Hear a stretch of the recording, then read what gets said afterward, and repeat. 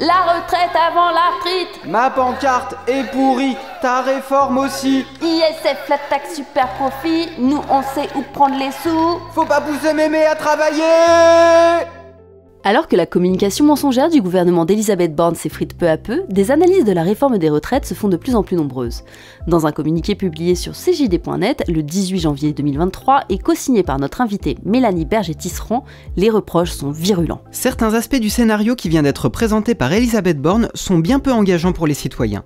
Au programme, régression sociale et poursuite de la destruction de l'environnement. Régression sociale d'abord parce que cette réforme est profondément inéquitable. Comment admettre que certains de nos concitoyens travaillent jusqu'à leur décès, puisqu'à 62 ans, un quart des hommes les plus pauvres en France sont déjà morts. Destruction de l'environnement aussi, parce que cette réforme va à l'encontre du changement de paradigme économique exigé par la situation actuelle et les nombreux dépassements de nos limites planétaires.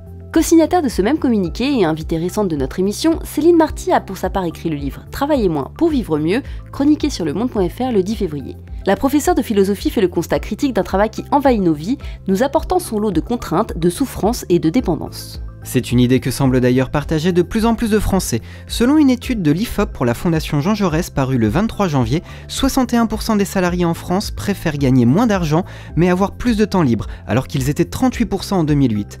Ainsi, la valeur travail, tant portée par le gouvernement, ne semble plus convaincre. D'après Flora Bomelin, directrice d'études à l'IFOP, on assiste vraiment à une forme de désacralisation du rapport au travail, qui est vu davantage comme un moyen que comme une fin en soi. Pour le sociologue Marc Loriol, le Covid a été une sorte de révélateur et de crise du travail, de remise en cause éthique quant au poids de charge de travail qui conduit aujourd'hui de nombreuses personnes à occuper un travail moins contraint. Tout ceci est à lire et à écouter sur le site de France Inter, dans un article du 24 janvier.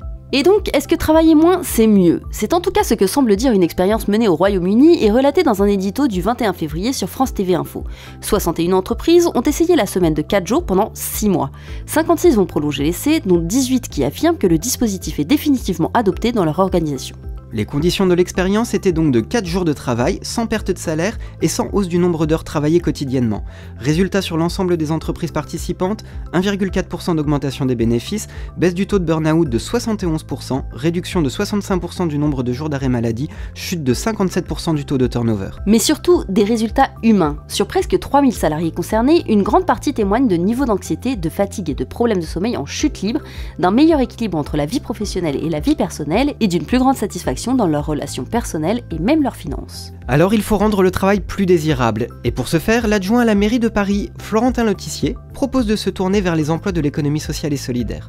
Dans une tribune publiée sur Uzbek Erika le 9 février, il rappelle que selon une étude récente d'Opinionway, 35% des salariés sondés pensent quitter leur travail, et plus particulièrement les moins de 35 ans qui sont 42% à l'envisager. Face à cette grande démission, le secteur de l'économie sociale et solidaire propose de réelles solutions. L'ESS, c'est tout un tissu d'entreprises d'insertion qui offre à des publics fragiles, comme les seniors en difficulté de reconversion, des perspectives d'emploi en fin de carrière grâce à des postes leur permettant de se former à de nouvelles compétences. Enfin, pour les jeunes en quête de sens, notamment écologique, l'ESS offre de formidables débouchés dans bien des secteurs et va connaître dans les prochaines années un fort besoin de renouvellement.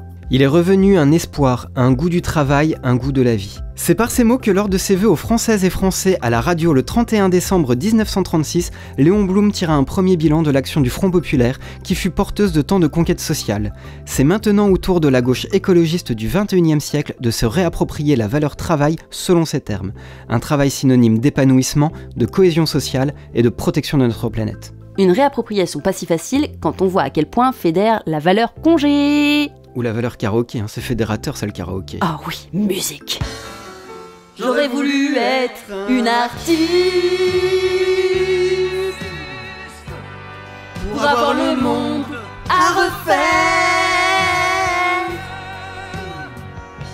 pour pouvoir être un anarchiste